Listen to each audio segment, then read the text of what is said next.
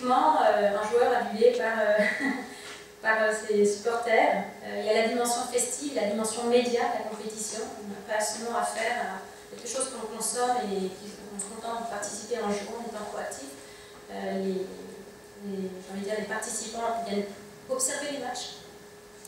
Alors, juste pour revenir un petit peu sur le thème fun factor, qui a l'air un petit peu populaire, c'est un terme tout à fait sérieux. Le fun est vu notamment par Petchikov comme un équilibre entre les niveaux de compétence d'un individu et le défi proposé.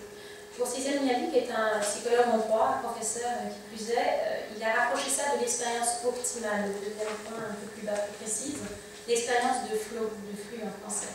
Selon lui, c'est ce qu'on appelle une activité autotélique, une activité de loisir qui procure un tel sentiment de bien-être qu'on va continuer à la pratiquer de façon intensive ou intense.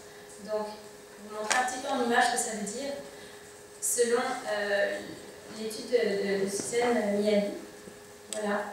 Lorsqu'on a à faire une expérience qui répond à ces 8 points précis, une tâche réalisable avec une aptitude particulière, une concentration, une visée claire, une rétroaction immédiate comme le jeu vidéo ou l'offre, en termes d'interactivité, etc. Je vais vous découvrir un petit peu, vous verrez les 8 points. On a affaire vraiment à une activité qui est capable de faire naître chez l'individu une forte passion, un engagement absolu, et qui plus est, c'est ça, il en parle dans son traité sur le bonheur, une tendance au bien-être. Justement, cette tension entre défi et compétence, ça se situe exactement au centre du schéma. C'est une tension qu'on remarque particulièrement fortement au niveau du jeu vidéo, puisqu'il répond à cette espèce d'absorption complète de l'oubli de soi-même, de décorporation, d'oubli du temps, espèce de tâche assez équilibrée entre le défi proposé et l'apprentissage. D'ailleurs, pour ceux qui sont un petit peu proches de l'industrie du jeu, la courbe, la learning curve, comme on dit quand on construit un jeu, doit être comme le modèle numéro 2 ici. Elle doit être par palier, qui nous permet d'apprendre avec un certain degré de difficulté, mais pas trop pour qu'on ait le sentiment d'être en maîtrise au bout d'un moment avec un premier palier, et de façon ainsi graduelle pour éviter justement, comme dans le cas numéro 1, un jeu vidéo qui serait beaucoup trop difficile à saisir, à maîtriser dans la première étape d'apprentissage et qui finalement lasserait très vite son public. Donc justement, une juste mesure de tout ça fait qu'il y a un engagement très fort de la part des participants. Voilà, ça c'est le cas typique des sujets que j'ai eu à observer pendant 10 ans. Avec un sleeping bag sous les tableaux. Dans la version la plus spectaculaire, ici à Bercy, on voyait donc une compétition de jeux vidéo internationale avec donc les joueurs se trouvent en bas à gauche sur la scène centrale, les images reliées sur des écrans géants, la foule qui assiste par dizaines de milliers au tout, avec une dimension absolument phénoménale de mise en valeur, de surenchère médiatique, qui justement a créé tout un émoi au niveau du jeu en réseau. Alors concrètement, dans les conclusions, voilà ce que j'ai observé. Comme je vous dis, je vous inviterai à consulter la thèse en ligne. Vous pouvez m'écrire, vous allez pouvoir la recevoir. Elle est assez étayée sur la question. Les 10 principes d'apprentissage que vous observez en LAN sont les suivants, et ce sont des principes que, selon moi, dans le modèle que je propose de transposer le LAN dans des contextes pédagogiques, selon redondants, qui se retrouvent lorsqu'on fait un transfert de l'expérience. Un principe d'apprentissage actif et critique, parce que les joueurs sont tout à fait capables de développer un esprit critique sur eux-mêmes, sur leurs pratiques et sur leurs collègues également. Après une partie, ils vont négocier entre eux les bons et les mauvais coups, ils vont revoir leur tactique et par ailleurs, ils vont développer une habilité à définir la psychologie de l'équipe adverse et à adapter leur jeu en conséquence.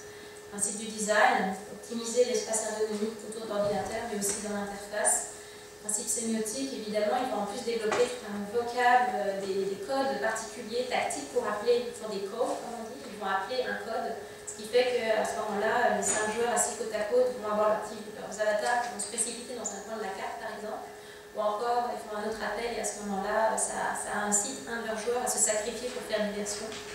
L'apprentissage identitaire, un point capital, je constate qu'en fait, il y a 3 identités mises en jeu dans le jeu en réseau. Notre identité citoyenne propre, mon Samuel. Le deuxième, peut-être mon avatar, Flame, le personnage qui joue en ligne. Et cette 3e identité, c'est une identité mouvante, que certains qualifient de cyborg, qui est en fait une espèce de chemin constant entre moi-même comme citoyenne et l'avatar que je manipule. Pourquoi? Parce que là, par acte décisionnel, constamment je suis en train de me redéfinir. En faisant tel et tel choix, en décidant de collaborer ou pas avec mes équipiers, en allant confronter les adversaires, etc. Je posais toutes sortes de gestes, toutes sortes de décisions qui m'aident à me redéfinir, qui sont en plus discutées en équipe par la suite. Il y a également un principe d'achèvement, la persévérance est fortement valorisée lorsqu'on a des engagements en des finales. D'ailleurs, on voit des jeunes qui font le même concours pour 10 000 $ et plus. Pour vous dire qu'il est hors de question de lâcher l'équipe et de mal gérer sa fatigue. Principe de pratique, il y a énormément d'entraînement qui se fait au niveau des équipes. Maîtrise des risques au niveau de l'univers psychosocial, la simulation, c'est également de savoir gérer les conflits, la tension, la résolution de problèmes compliqués. Apprentissage autodidacte, et ça je veux dire que c'est inné avec les nouvelles générations. Le principe de veille technologique, il est dans les veines, dans la mesure où je vois la plupart des jeunes que j'ai étudiés se tenir à jour des derniers matériels, logiciels, être tout le temps inscrit à toutes les revues possibles et imaginables, s'informer les uns les autres de façon tout à fait contagieuse des derniers développements, des derniers jeux. Des valeurs d'ailleurs qui sont très recherchées dans le milieu professionnel. Le principe de rétroaction amplifiée, ça je dirais que l'interaction y est pour beaucoup, justement, on a vraiment un maximum de retours sur un minimum d'effets posés dans les jeux. Et le régime de compétences est fortement valorisé, ce qui m'emmène à constater que beaucoup de joueurs revenaient dans leur famille forts de compétences informatiques, ils venaient dépanner la grand-mère, la tante, les parents, et finalement aussi beaucoup mentionnaient avoir appris de voir leur bilinguisme aux jeux vidéo, ce qui est tout à fait intéressant. Alors ces 10 principes sont tirés en fait des 36 principes qui avaient été définis par James Porgy, qui est professeur à l'Université du Wisconsin-Madison, avec qui j'ai eu quelques échanges intéressants par mail et qui suivait également mes recherches, puisque ça reste un aspect qu'il avait moins étudié, justement le jeu en réseau. À la question suivante, qu'apprenez-vous à travers les jeux, il est toujours étonnant de constater, même 4 ans plus tard, que les étudiants, les joueurs revendiquent totalement justement cette notion d'apprentissage. Pour donner quelques aperçus, parce que ça peut être très rapidement. On parle essentiellement d'apprentissage psychosociaux, tout ce qui est travail d'équipe, respect d'autrui. On avait un jour anglophone qui mentionnait socially meet new people and how to act better really. Donc comment gérer de façon diplomatique éventuellement le conflit ou aller au-devant des autres, certaines tendances à créer des réseaux finalement.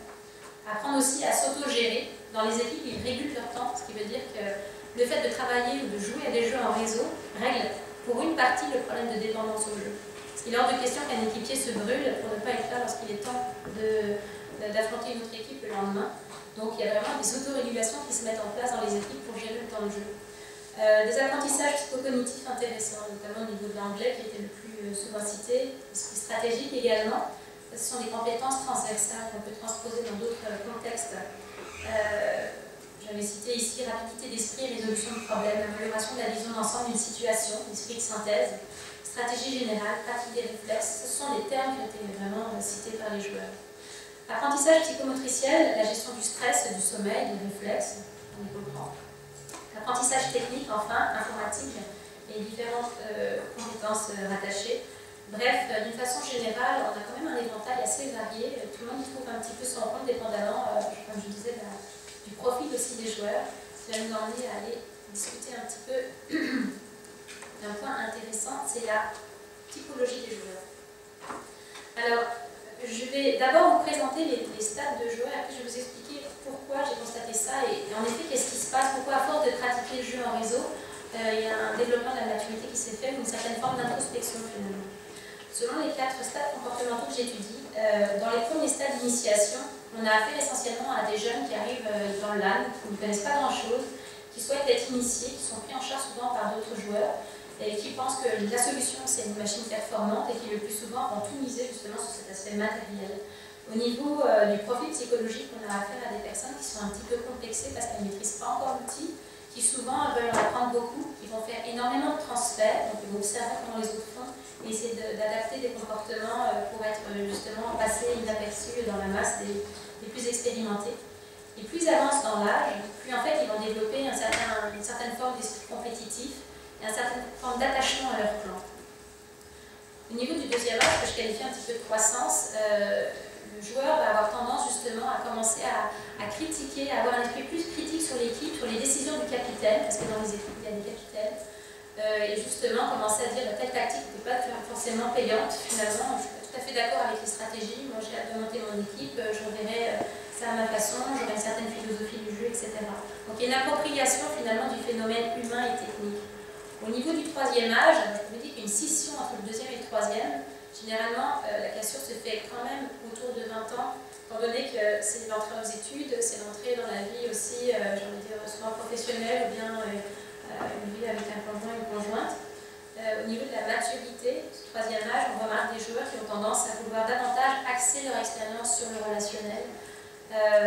Pour eux, c'est important d'être attaché à une équipe ou d'en développer une. Ils sont beaucoup moins marqués par l'aspect compétition, d'ailleurs ils ne viennent plus vraiment pour les prix. Et à ce moment-là, souvent des personnes qui vont commencer à s'intégrer comme bénévoles dans l'événement Mulan en question ou les expériences autour de ce genre de pratique. Quatrième âge, très intéressant à cibler d'ailleurs pour recruter vos professeurs. Au niveau du mentorat, on a des joueurs qui vont avoir tendance à être tellement, comment dire, porteurs de la culture ou de la philosophie du jeu, qui vont totalement prendre par la main les joueurs les plus jeunes. Ils ont développé une certaine philosophie, ce sont des mentors, une philosophie du jeu, et ils tendent à initier les joueurs en leur montrant qu'il y a un certain code d'honneur, on ne fait pas n'importe quoi. C'est finalement un esprit sportif qui est authentique. Ce sont souvent des joueurs qui sont très autodidactes, qui vont avoir tendance à faire des propositions innovantes, qui vont vouloir monter de nouveaux lames. Et souvent, ce sont ces joueurs-là qui m'ont le plus aiguillé en me disant, tu sais, on pourrait faire des lames de façon beaucoup plus sérieuse dans des classes. On pourrait utiliser les jeux qu'on connaît là en détournant éventuellement tel et tel aspect, ça pourrait servir. Donc, c'est des propositions qui étaient innées pour ces jeunes, très impliqués souvent socialement dans plusieurs activités et qui finalement me fait constater qu'ils sont relativement rares, ils peuvent être relativement jeunes. Par contre, il m'est fréquemment arrivé de voir des joueurs de 41 ans, 45 ans être restés au premier stade. C'est la machine, c'est la compétition, et dès qu'ils perdent, ils partent. Les meilleurs joueurs restent vraiment jusqu'au bout. J'en ai dire ceux qui sont les plus impliqués socialement vont rester jusqu'à la fin de la compétition. Sur les conclusions de terrain, alors, en fait, ça m'emmène à un constat qui est le suivant. J'ai constaté qu'il y avait des interactions en présence dans la salle, et j'ai constaté qu'il y avait des interactions en jeu. Qu'est-ce que c'est une interaction? C'est finalement une interaction avec soi-même, avec notre avatar, ou avec les autres avatars. Avec le jeu de ces deux interactions, ce que j'ai remarqué, c'est qu'il y avait en fait 4 types d'interactions spécifiques dans les LAN parties, qui sont des types, j'ai envie de dire, des formes de communication qui se retrouvent quels que soient les types de réseaux, les échanges qu'on trouve sur plateforme virtuelle. Le premier mode, c'est la confrontation. Le deuxième mode, c'est la collaboration, la négociation, et enfin le transfert. Ce sont l'essentiel des types de relations que j'observais entre joueurs, entre équipiers, entre équipes adverses, dans la salle et dans les écrans. Donc c'est relativement intéressant puisque ces types d'échanges, finalement, de ces types d'échanges découlaient l'essentiel de la compétition et beaucoup, comme je le disais, de revendication au niveau des apprentissages.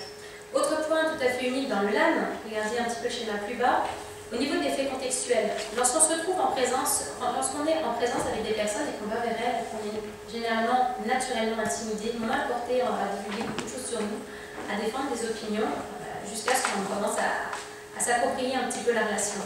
Dans le milieu virtuel, c'est tout à fait l'inverse. Alors, dans le milieu en présence, justement, on est un peu intimidé, mais par contre, il y a une certaine forme de respect par rapport à ce qu'on va dire, on est conscient de la portée de nos gestes ou de nos paroles. Dans le milieu virtuel, c'est souvent l'inverse, c'est un effet un petit peu catalyseur, non pas inhibiteur ici, où on va être porté à se dévoiler très rapidement, à se confier, mais aussi à évoquer des jugements ou des opinions qui peuvent très vite fermer la voie à la relation finalement. Alors ce qui se passe dans un LAN, c'est que les deux modes se superposent, et de cette façon-là, ce que j'ai observé, c'est une socialisation accélérée. Parce que oui, les jeunes échangeaient pendant l'interface virtuelle, étaient capables parfois de s'insulter et souvent s'encourager, etc. Mais après, ça débordait jamais parce qu'ils savaient que la personne était encore en présence dans la salle. Ils allaient de toute façon devoir leur serrer les mains, comme dans le sport. Ce qui fait que ces deux formes de relationnel, de rapport relationnel finalement, découle d'une socialisation qui est un petit peu exacerbée parce que le virtuel permet beaucoup et parce que le présentiel fait qu'on est obligé d'avoir une certaine suite logique, un fil conducteur dans la relation. Alors j'ai posé un petit peu le constat suivant, lorsqu'il y a un joueur dans un contexte d'équipe ou de LAN, qu'il entre en interaction avec autrui, avec le LAN, avec les assemblées, les équipes, il y a 4 concepts forts qui sont mobilisés. Son identité, avec les 3 modes dont je vous ai parlé, sa motivation, parce qu'il est fortement engagé dans l'activité, la socialisation avec la superposition des deux mondes, et l'apprentissage, comme je dis, renforcé d'autant par le contexte, mais aussi par son engagement.